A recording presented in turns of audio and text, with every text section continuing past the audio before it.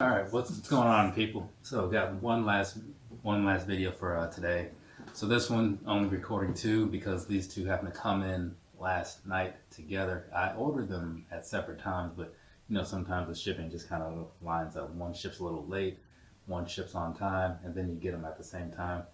I think I had ordered I had ordered the Air Maxes first, but these were only like 2 days later, maybe.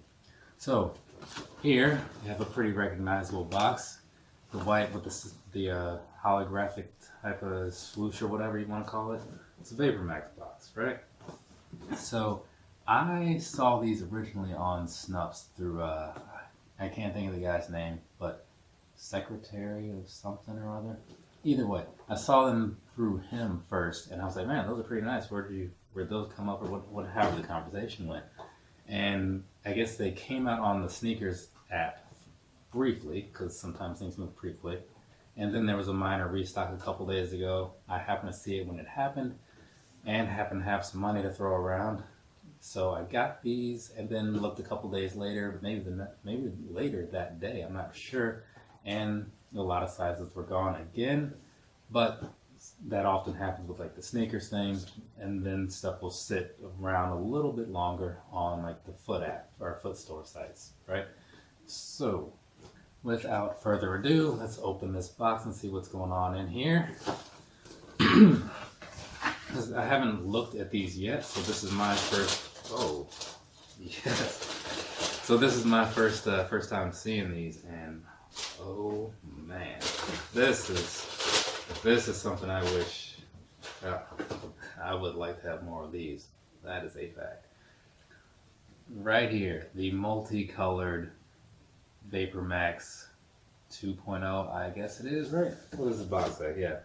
Vapormax Flyknit 2, black racer pink. Black racer pink. Black racer is hyphenated, so it's kind of weird. Anyways, check this out. This shoe right here,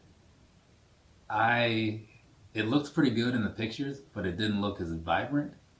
But looking at this in person, man, this is something else. I'll be making another trip to the track for sure with these next week, probably Monday, to break these guys in. Yeah, I am certainly happy that I jumped on these and didn't think too much about it. Every now and then I make the purchase where I wish I had thought more about it. Maybe you've seen some of those recently, but that's neither here nor there. So let's get a little further into this one, because there's some things worth talking about.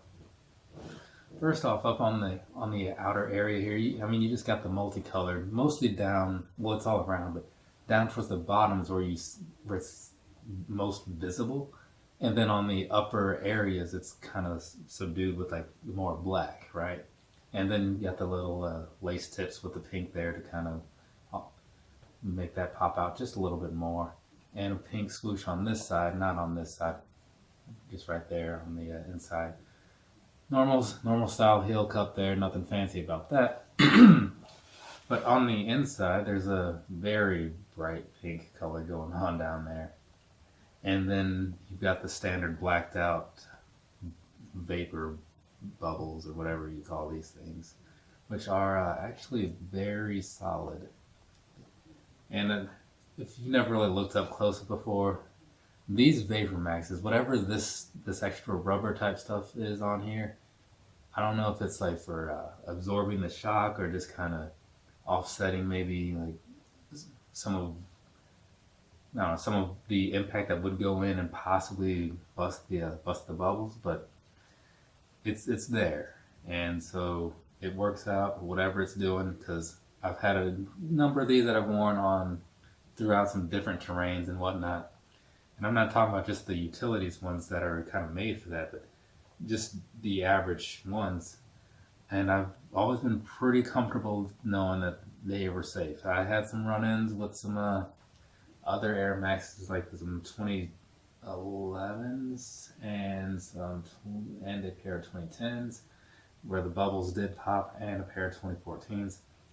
It's always sad when that happens, unless you're within that time frame where Nike will send you a voucher for a new pair of shoes, then it's not as bad. But yeah, so getting back on track. These, as I said before, and as you can see on the side of the box here, normally I do go with a 9, but this time I went with the 9.5 because these shoes, and you can kind of tell.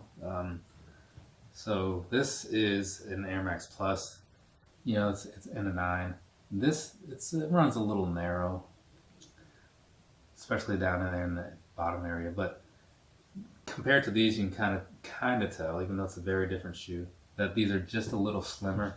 Maybe you should show off from the bottom, but they're just a little slimmer.